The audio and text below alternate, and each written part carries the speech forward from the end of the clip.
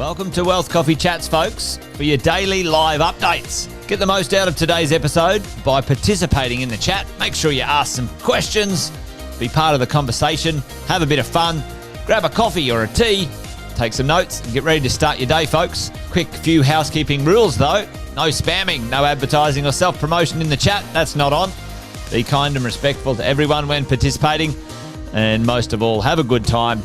Real estate investing can be your biggest asset. It also can be your most expensive asset when it comes to getting it right or getting it wrong, folks. It can be time-consuming, stressful, and that's why here at Positive, we have what's called a 6-star team, a full-service team that provides integrated wealth and property investing solutions and services simply designed to help you progress towards your goal of passive income through your property portfolio, folks. Make sure you check out our other podcasts on the Positive Mentor Network. Not only is there Wealth Coffee Chats, there's the Urban Property Investor. Drops every Wednesday with straight talking investing strategies and lessons with Sam Saggers. Property Investor Tales. This is where our clients, you guys, share real life stories from property investing, hosted by some of our advisors and strategists. And that's done every fortnight, dropping every Monday. Wealth, Wine and Wisdom, folks, that debriefs the week that was in the world of finance and property, hosted by yours truly, Jason Witten and Andy Fenton on Fridays. Welcome to another Wealth Coffee Chat. Marvellous Monday. Hope you're well, folks, wherever you are. If you think it's Get Rich Quick, you're in the wrong place. This is the wrong podcast. This is the wrong live for you. Welcome to another Wealth Coffee Chat. Hope you're all awesome and well. There you go, team. Welcome along.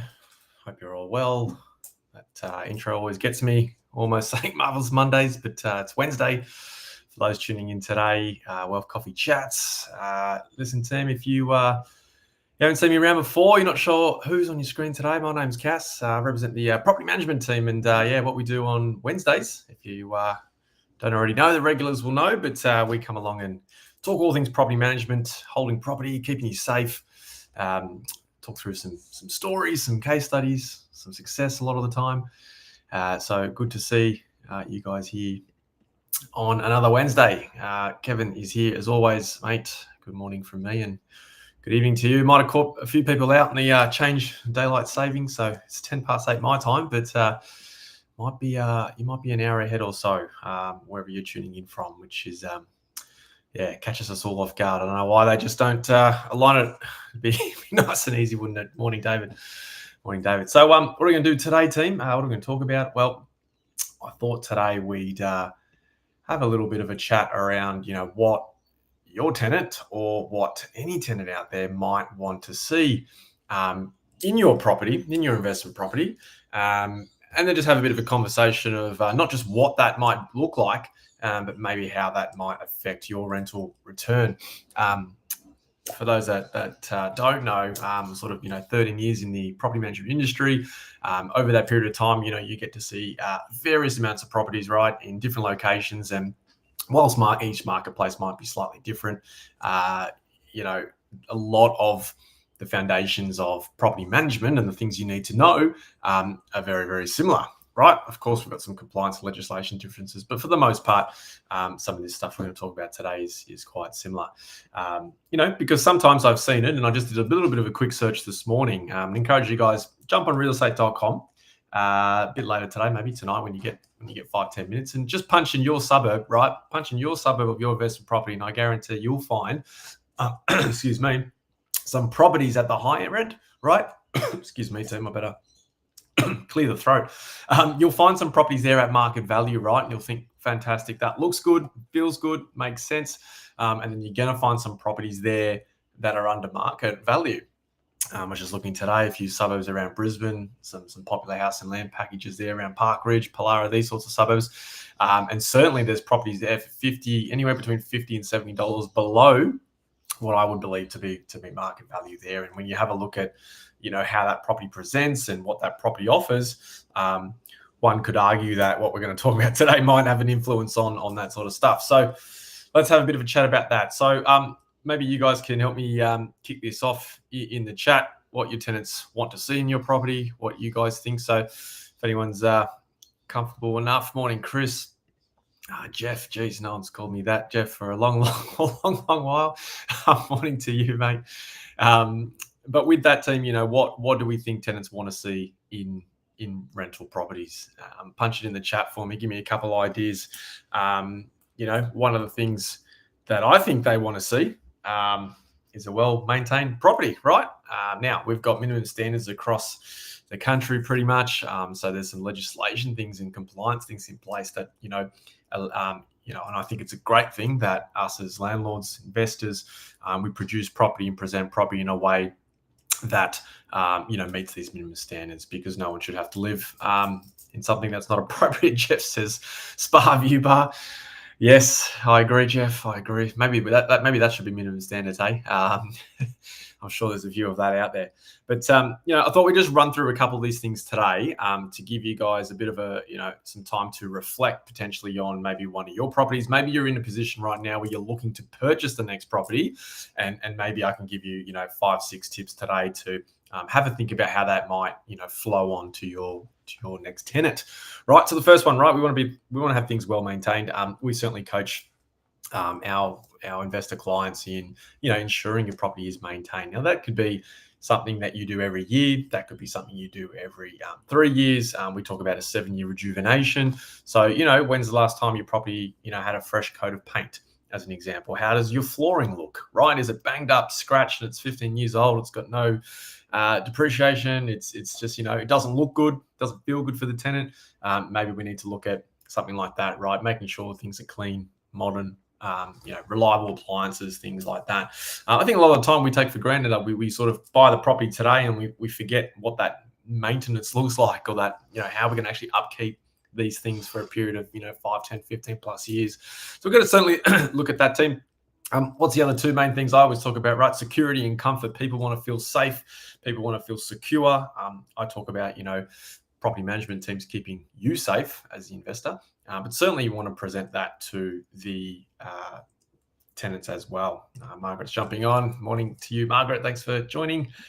And so safety team and security is really important. So what that looks like, I had an example over the past couple of weeks. Brand new property, some apartments. Now, in this particular scenario, the apartments didn't come with any security screens throughout. One of the owners has decided to do security screens. Now, just because we put security screens in doesn't mean we get better rents or higher rents. One would argue maybe that's not the case. However, what we did find is that, that property actually rented faster and reduce the vacancy on that particular thing. So something to think about. Alarm systems, well-lit entrances. If you've got an apartment in a building, do you know what that entrance looks like? Do you know what that security looks like, that intercom access? Do you, are the common areas, basement, those sorts of things, are they well lit, or are they quite dark? And making people feel unsafe, right? Because if people feel unsafe, team, they might not want to live there for a very long time. Comfort, you guys know this. Aircon, heating, you guys know this. Part of minimum stands. One thing, that's come up a lot. I've actually had few companies reach out as well when we talk energy efficiency in your home. So, we obviously try to talk about, if you've got a house right now as an investment property, the question I would ask is, right, do you have solar panels on there, as an example? Right now, I know there's some costings involved there. There's obviously, I see it as an investment. There's some government rebates. There's a few things going on in here. But certainly from an energy efficient perspective, think about what that might mean for the tenant on the other end living there. There's obviously, big conversation right now around cost of living and things like that. And again, if you were to invest $4,000, $5,000, $6,000, $7,000 in solar panels, whatever it's going to cost, what would the return on that be? Does that mean you could, one, charge more rent, or two, does it just mean you're going to rent the property faster? Yep, Tim's jumping on and says he's got it on too. So, for Tim, he might find that his vacancy period is minimized. He might find if he's in a position where he has to relet the property, that prospective tenants will take his property over the next one next door, so to speak, because it offers that energy efficient strategy, if you like. And that's going to help bring the cost down for the tenants potentially, right? So you got to look at that, lighting throughout. What type of lighting do we have? Are they energy efficient installations, like is the install of the lighting in the home energy efficient? If it is, fantastic. Like, your property manager can promote that as a unique feature to the home to attract tenants faster, right? So some of the things we're talking about, team, doesn't necessarily mean we're always going to be able to get higher rents. What it does mean, though, is that the likelihood you're giving yourself every possible chance to get your home rented faster. And that, in a way, is a strategy to actually maximize your revenue if you're able to minimize your vacancy. There's other things there around, internet connectivity, of course, but, functional floor plans. Have a think about this. I was having a conversation with a client yesterday, and he said, hey, listen, I've got this apartment. I'm thinking about doing this, this, and this. Now, he's got a 2-bedroom with an MPR, potentially maybe thinking about losing the MPR, right? And making the kitchen a lot bigger, walk-in pantry, like butler's pantry, all that sort of stuff. Now, it's quite possible for that to happen.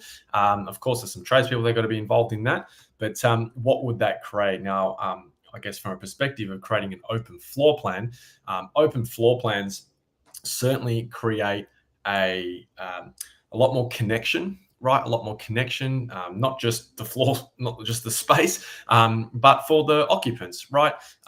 Your floor plan has to create some sort of connection for those living there, and then also an element of entertaining. I think Australians love to entertain. We love to have people over. We love to have the cheese and wine or the barbecue on the Saturday arvo, Sunday arvo.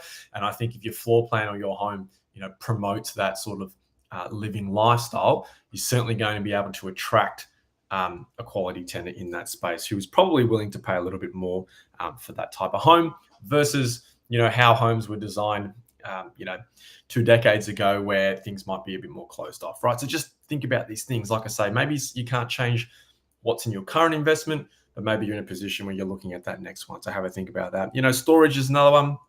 Can you do more than what you've currently got? Sometimes we just overlook these things, how deep the cupboard spaces are. Can we put cupboard spaces above us? If you have a lack of storage in your investment property, if approved via strata, like, can you look at over bonnet storage cages, down in the basement? There's certainly an option. Yeah, sometimes that is a really good investment. I've certainly had examples of where that has, promoted a faster leasing campaign than the rest. So there's some of the things, with there, Tim saying, yeah, you rewired one, replace. Yeah, perfect, Tim. That's fantastic. Doing these sorts of things, and it might seem like a cost, but I guess the language I want to use today is that this is an investment, guys. It's an investment property. The things you're putting back into it revolves around that, 7-year rejuvenation conversation around paint and blinds and flooring and things like that. But also, sometimes these little touches can actually, promoting safety, comfort, energy efficient. These sorts of things are really, really helpful. So why do we talk about this? Why is this important, team? Well, it's all about minimizing vacancy. And I think if you minimize vacancy, ultimately you're going to increase your revenue. That's number one. And, number two, essentially, your tenant is likely to stay longer in that space. Now, excuse the dogs in the background, team. I think someone's at the door. So if that's coming through the speakers, I apologize. But, team, I think if your tenant loves where they live, obviously they're there for a reason. They're there because of the location and the infrastructure and all the reasons why you bought the investment property in the first time. But certainly if you, from the internal space, can create an environment where they're feeling safe, they feel comfortable, everything's reliable and working in the property, then things are going to probably entice them to stay a little bit longer than have to move and go through that process and renting another property where it doesn't present any of these sort of features and benefits. So when it works, team. So look at it as an investment, take a different perspective on it, because it certainly, in my experience doing this 13 years, it certainly creates a faster leasing campaign and will maximize your revenue in the long term that way anyway. Tenant stays longer, less wear and tear, less reletting costs for you as an investor anyway. So win-win in my books. Hopefully you guys think the same. If not, let me know. Maybe you guys got a different perspective on it than I do. But, look, most of the property I know we work with ticks a lot of the boxes in this space. But, hey, maybe you've got a property that's 10, 15 plus years old. Maybe you're thinking about, hey, how can I increase my rental return? Then maybe these are a couple points here we can start to have a look at. So Margaret's jumped in. She's got place in internal paint, long-term tenants. Yeah, fantastic, Margaret. I mean, that might be a good thing to get a quote on and and start to have a look at these things. Keep the property fresh. If you're just maintaining it every couple of years versus don't touch it for 10 years, you'll actually find your investment probably less anyway, if you're just doing little touches along the way. So good point to make there. All right, team. Well, that's me done and dusted today. Nice and short and sharp there. Just a bit of a little reminder what's happening in the world of property management. Maybe some of the comments and feedback we get from prospective tenants. Of course, any questions, always pop them in the chat, team, and we certainly always encourage and promote you guys to send in your questions, send in your topics, challenges that you guys might be having in the property management world, because I'm sure there's a fair bit of that out there, and always here to lend a hand and ear if needed, team. So emails just coming across your screen down below if needed. Now, in the meantime, team, that's going to be me done and dusted for today. Don't forget tomorrow, 8:10, I think Wealth Coffee Chats will be back, of course, as always, and we'll do it all again. So team, thanks for participating. Thanks for coming along. Thanks for all the comments in the chat. Hope you guys have a lovely Wednesday, and we'll see you all tomorrow, 8:10 Queensland time. 8:10 Queensland time. Check your watches. All right. See you soon, team. Episode of Wealth Coffee Chat, folks. Make sure you like, subscribe, and turn on your notifications so you never miss a thing when we go live. Improve your portfolio and investing game, folks, with Wealth Coffee Chats live every morning at 8:10 each weekday. Make sure you join us. Previous episodes are also available wherever you get your podcasts, folks, as well as our other podcasts from the 6-Star team here at positivementor.com.au.